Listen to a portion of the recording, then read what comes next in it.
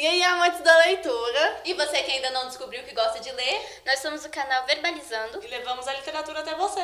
Sejam muito bem-vindos ao nosso canal. Se você não é inscrito, inscreve logo aqui embaixo. A sua inscrição nos ajuda muito. E caso você queira ver a nossa resenha escrita, o link vai estar passando por aqui. Importante deixar o like também, viu? Prazer a todos, meu nome é Ailana. Meu nome é Axa. Meu nome é Ana Flávia. Meu nome é Franciele. E hoje a gente vai vir falar sobre um novo livro, Fahrenheit 451. A obra ela foi escrita por Ray Bradbury. A gente passou 2 desafios enquanto lia esse livro, aprender a falar o título e aprender a falar o nome do autor dele. Maior dificuldade. Mas o que a gente queria dizer é que nós escolhemos essa obra porque ela foi escrita no período de Guerra Fria e todo esse contexto, todas as ideologias da época, elas foram refletidas no livro. E é muito interessante observar esses movimentos ao longo da construção da história.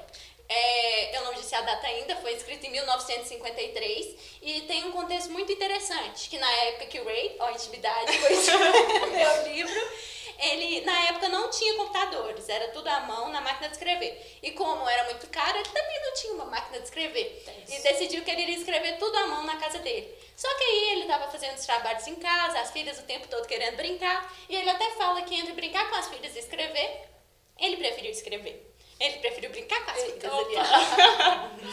Aí, o que aconteceu foi que não estava rolando e ele decidiu mudar de lugar. Ele foi até a biblioteca de uma universidade dessas famosas, eu não sei se é Cambridge, eu acho que é, eu não tenho certeza, e começou a escrever a obra numa máquina de escrever pouco a pouco.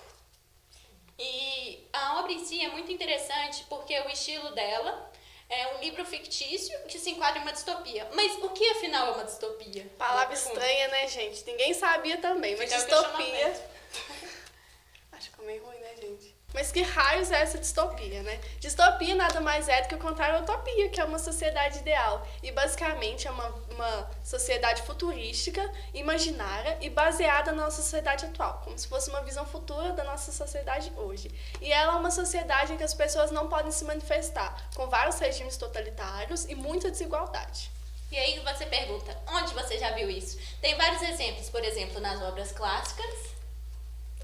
1984 e a Revolução dos Bichos, pequeno erro técnico.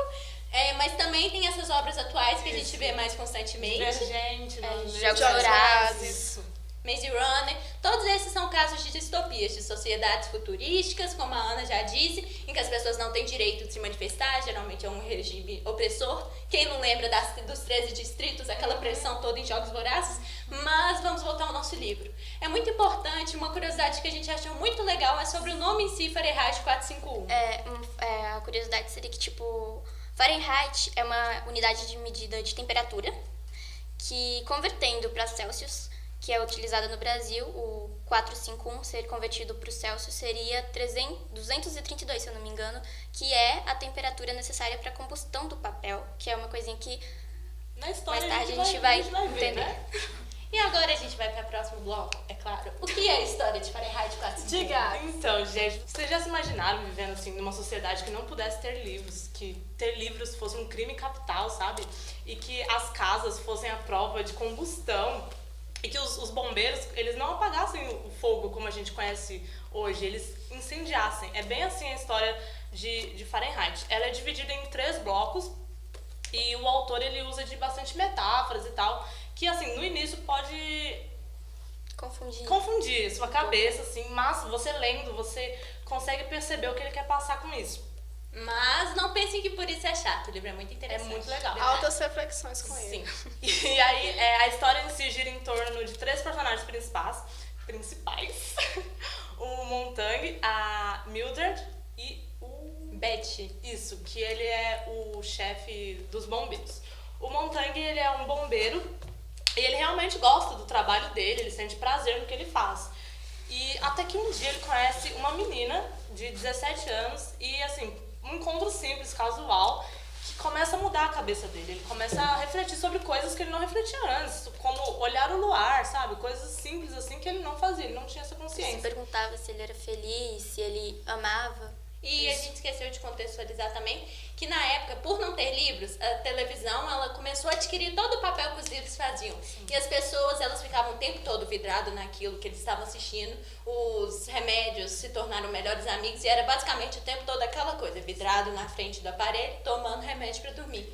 Então, por isso essa questão, elas acabaram que perderam o tempo de pensar. E é isso que as meninas estão relacionando agora. E, assim, tem partes do livro que você super contextualiza com a atualidade. Por exemplo, esse negócio com TV, que a gente tem também hoje, com programas de TV. Tem até uma parte que é uma das partes, acho que chocou todo mundo aqui, da mulher dele, a Mildred, dela tratar, sabe, a TV como parte da família mesmo. A gente olha o livro e acha que tá muito distante da nossa sociedade, mas basicamente é o que a gente vive todos os dias. Sim. Pois é, quem nunca foi naquele restaurante viu todo mundo mexendo no WhatsApp ao invés de interagir? Sim. Muito comum. Ou você marca um rolê com os amiguinhos, não é mesmo? E fica todo mundo no celular e aí posta tudo no... Festinha de criança, hoje em dia, todo mundo no celular. Você posta e acaba não curtindo. E é bem isso que o livro retrata. Por mais que seja, como a Alana falou, um livro datado de 1953, ele é super atual. E tem coisas que super conversam com a nossa sociedade hoje. E tem aquela questão de que são 3 blocos. O primeiro bloco seria a vida do Guy antes dele descobrir essa relação com os livros. Ele era um bombeirinho, feliz com aquilo, como a Axia falou. Aí ele conhece a Clarice. A Clarice faz ele pensar. Isso. Tá. Aí no segundo bloco, as coisas ficam ainda mais confusas. Um dia ele tá num dia comum de trabalho, igual ele fala. E o que eu acho interessante é a forma meio romantizada que o autor narra as coisas. Aí ele fala que tudo estava muito bem, até que um dia uma mulher ela saiu de fora da sessão. Ela, ao invés dela querer sair, que tipo, descobriram que ela tinha livros escondidos. A tática comum seria que os livros seriam queimados, ela iria embora, ela teria que pagar, mas só. E a vida continua. Só que a vida não continuou. Ela preferiu morrer ao deixar que os livros dela fossem queimados. Na verdade, os livros foram queimados, mas ela foi queimada junto com eles. Ela própria colocou fogo nos livros e nela mesma, sim. E é uma coisa que mexe muito com o nosso personagem, porque ele volta pra casa e a mulher dele tá super tranquila. Ele fala, olha, aconteceu uma coisa hoje no trabalho. E tipo, ela fala, ah, mas e daí, sabe? Deixa, ela queria, ela podia ter saído, ela escolheu isso. E o chefe dele também, ele chama, sabe, suicidas, esse povo extremista, sempre assim. Como se o que eles fizessem não fosse algo extremista também, não fosse um regime totalitário.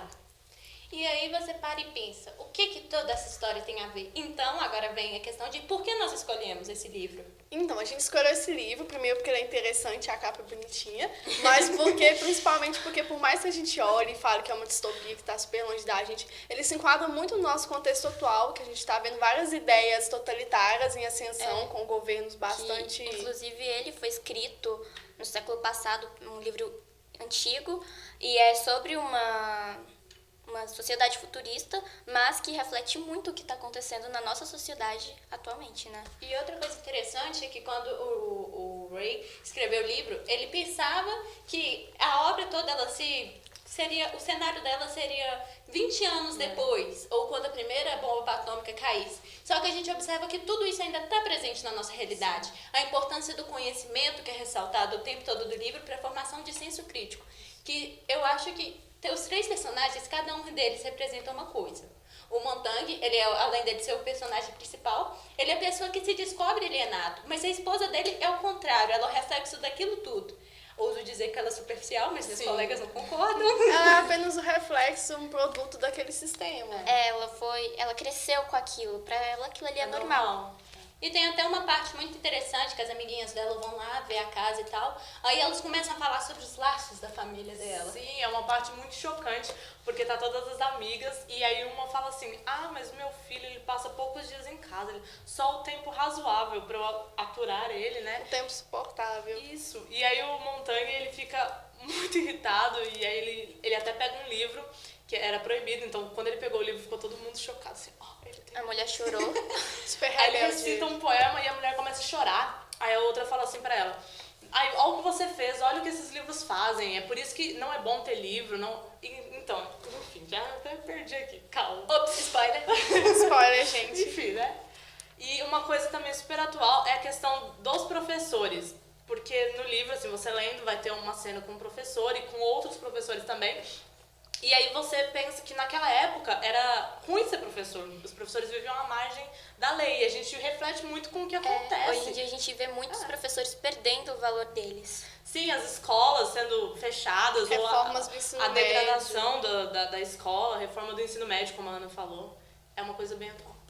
E tem essa questão, o tempo todo é um livro que parece simples, mas ele nos leva a pensar muitas coisas além. Por exemplo, a questão da importância do conhecimento. Como a gente já disse, com tudo que as meninas falaram, a leitura em si e o processo de procurar, pesquisar, ele forma pessoas com senso crítico mais apurado. Uma coisa que é muito legal, que fala no prefácio, é uma história sobre a Alemanha nazista, que naquela época, Hitler ele foi em uma praça pública e queimou vários livros de Freud, Os pensadores da época. dos pensadores da época, todas essas pessoas que a gente conhece, influentes, a fim de fazer com que as pessoas perdessem esse senso crítico. Tem até uma parte muito importante do texto, rapidinho, calma que eu tô caçando, que fala exatamente dessa questão. Um dos pensadores, que os livros deles foram queimados, Ernest Jones, ele fala o seguinte: que progresso estamos fazendo? Na Idade Média, teriam queimado a mim. Hoje em dia, eles se contentam em queimar meus livros. Sim. E é muito interessante porque o tempo todo o autor fica questionando qual a importância do conhecimento. O conhecimento é muito importante para a nossa sociedade, o conhecimento é muito importante de várias maneiras. Então, por que nós deixamos o conhecimento de lado e nos focamos em nos preocupar em assistir outras coisas ou ignorar aquilo que pode ser transmitido pelos livros? Até pra gente não... Até pra gente não cometer os erros do passado. A Ilana disse, ele cita a Alemanha nazista, mas nada impede que do jeito que nós estamos, nós caiamos novamente nesse tipo de sistema e pensamento. Mas se a gente for pensar também, queimar livros não é uma coisa tão distante, assim, tão utópica, distópica. Porque teve a igreja também queimando livros em praça pública porque não queria que as pessoas tivessem acesso a tal conhecimento, ou fazendo pensadores mudar toda uma tese de estudo para caber dentro daquilo que ela queria. Então não é uma coisa tão longe assim. Além de que tiveram aqueles terroristas que alguns anos atrás queimaram os livros de novo. Sim, obras de Como arte. diz aquela frase, né? Conhecimento é poder. Pois é. E, caso você tenha se interessado, esta é a capa do livrinho. Muito bonitinha, por sinal. Tem outras capas, mas essa é mais bonita. E nos próximos vídeos vocês verão também outras resenhas de outros livros. Sejam muito bem-vindos ao nosso canal e dê o seu joinha. É isso aí, galera. Espero que tenham gostado, galera.